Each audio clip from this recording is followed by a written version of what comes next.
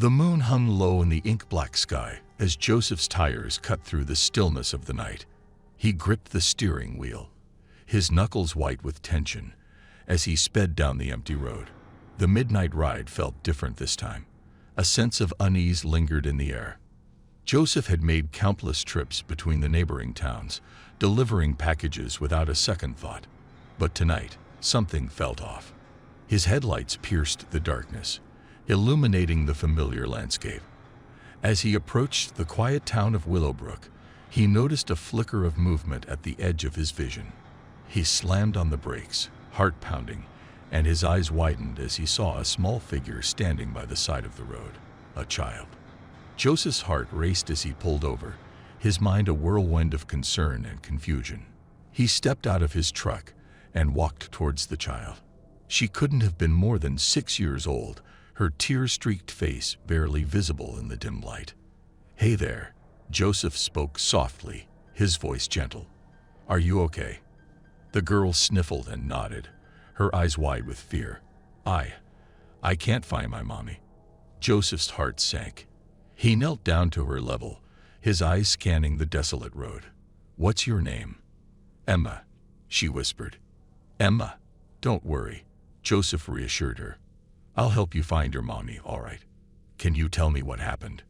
Between sobs, Emma explained that they were driving home from her grandmother's house when they got separated at a traffic light.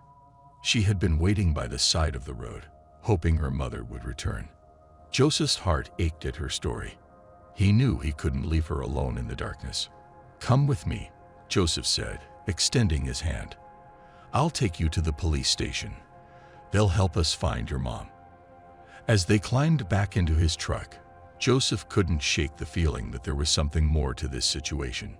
He glanced at Emma, who clutched a worn teddy bear to her chest, her eyes glistening with tears. He couldn't abandon her, not in the dead of night.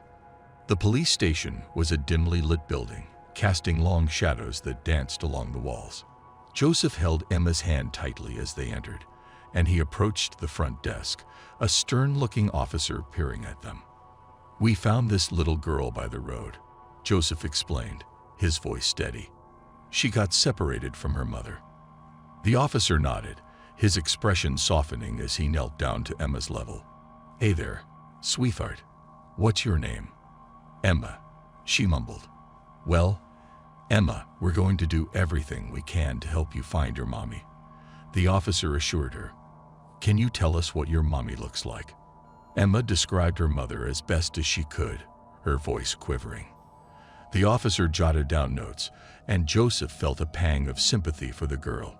He couldn't simply walk away now. He had become a part of this unfolding mystery. Days turned into a relentless search for Emma's mother. Joseph found himself accompanying the officers as they combed through the town, handing out flyers and questioning residents. The tight-knit community rallied together, driven by the desperation to reunite Emma with her family.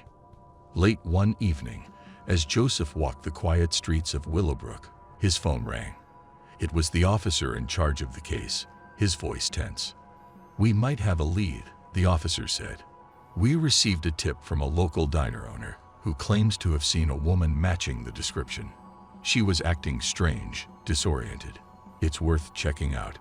Joseph's heart raced as he drove to the diner. The neon sign flickered overhead, casting an eerie glow on the empty street. Inside, the diner was nearly empty, save for a few late-night patrons. Joseph and the officer approached the owner, who pointed discreetly to a woman sitting alone in a corner booth. Joseph's breath caught in his throat as he recognized her, the woman from Emma's description. She sat there, her eyes vacant, as if lost in another world. The officer approached her cautiously, and Joseph watched as they spoke. After a tense conversation, the woman's gaze seemed to focus, and she began to weep.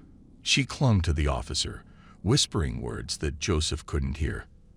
The officer turned to Joseph, his expression a mix of relief and sadness. "It's Emma's mother," the officer said quietly. "She's been suffering from a severe mental health episode. She wandered away from the car that night, unable to find her way back."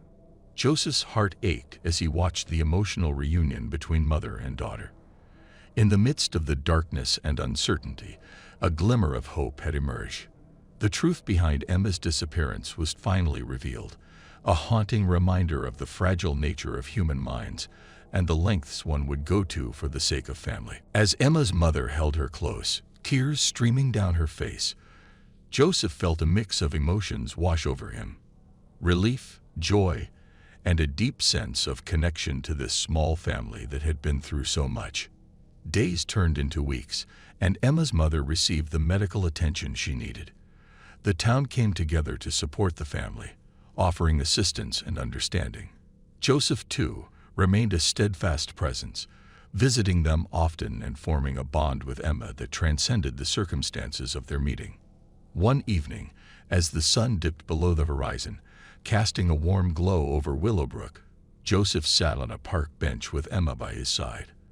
They watched as children played on the swings, laughter filling the air. "Thank you for finding my mommy," Emma said, her voice a soft whisper. Joseph smiled down at her, his heart swelling with affection. "You're welcome, Emma. I'm just glad I could help. I want to be brave like you when I grow up," Emma declared, her eyes shining with determination. Joseph chuckled. "You already are, Emma. You've been through so much, and you're still here, facing everything with strength and courage." They sat in companionable silence, the bond between them deepening with each passing day. Emma's mother also expressed her gratitude, her eyes filled with a mix of emotions: gratitude, guilt, and a newfound determination to heal and be there for her daughter.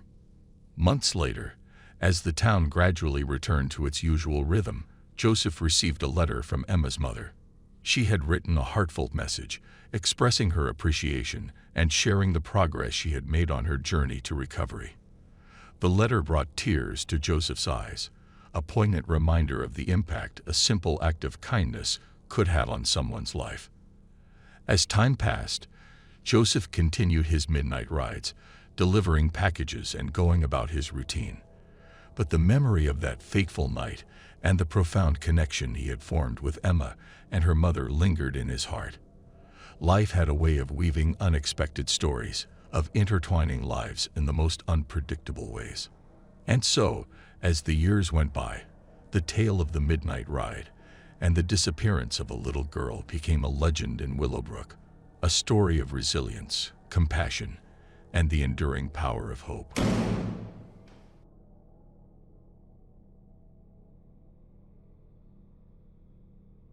The small town of Ravenbrook lay nestled between towering forests, its streets eerily quiet at midnight. Frank, a rugged man in his 30s with a strong jawline and piercing eyes, had gathered his closest friends at his cozy cabin for a weekend getaway. The laughter of old companionship filled the air as they shared stories, oblivious to the ominous clouds that gathered outside. "Another round of drinks, my friends," Frank exclaimed, raising his glass. The fire crackled in the hearth, casting flickering shadows on the walls. Outside, the wind howled like a distant cry. It was a perfect night to be indoors, enjoying each other's company. As the night wore on, the winds grew fiercer, and the cabin's windows rattled in response. But the group paid little mind, lost in their tales of youth and adventure. Frank's best friend, Mark, leaned in and whispered, "You remember that old legend about the midnight ride, right?" Frank's brow furrowed. "The one about the bandits and the treasure?" "Come on, Mark, you don't believe that stuff, do you?" Mark chuckled, taking a sip of his drink. "I don't, but it sure makes for a good story. They say the bandits, driven mad by greed, still roam these woods, searching for the treasure they never found." The friends exchanged skeptical glances, but the flicker of uncertainty danced in their eyes. Later that night, as the clock struck midnight, an eerie silence fell over the cabin. The fire had dimmed, casting long shadows that seemed to reach out for the group. Frank's unease grew, and he tried to shake off the unsettling feeling that had settled in his chest. Just then, a distant sound pierced the silence, an eerie whisper that seemed to come from the woods outside. Frank's heart raced as he looked at his friends, who wore expressions of both curiosity and trepidation. "Did you guys hear that?" Sarah, the group's tech-savvy member, asked, her voice quivering slightly.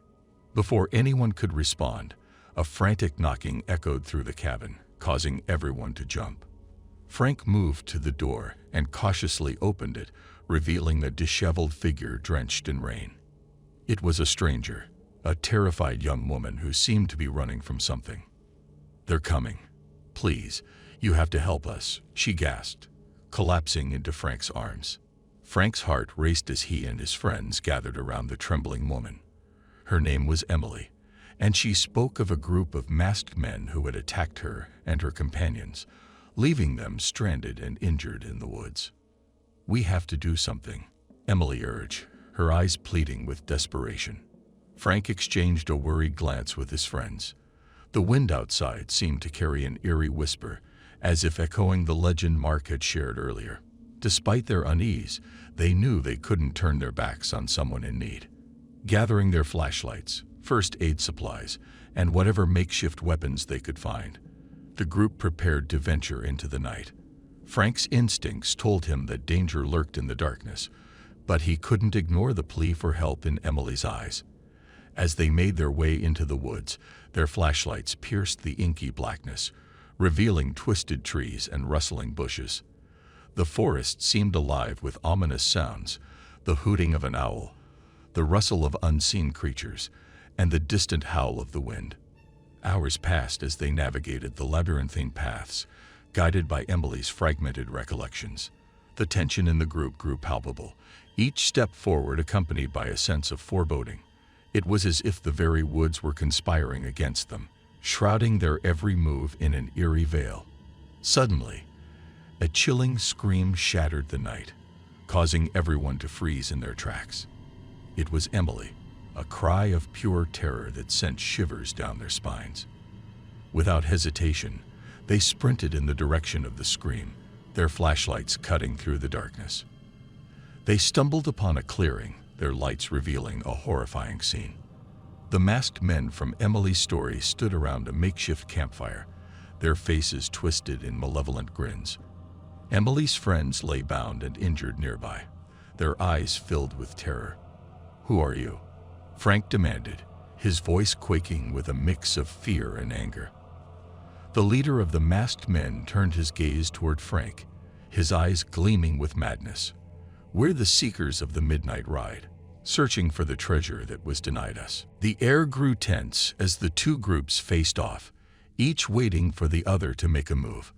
Emily's sobs echoed in the night, a stark reminder of the peril they all faced. Frank's mind raced, searching for a way out of the dire situation. It was a battle of wills, a test of courage and determination. The odds were stacked against them, but Frank knew that he couldn't let fear dictate their fate.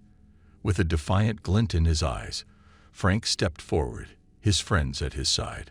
The midnight ride had turned into a pursuit of survival, a fight against the encroaching darkness that threatened to consume them all.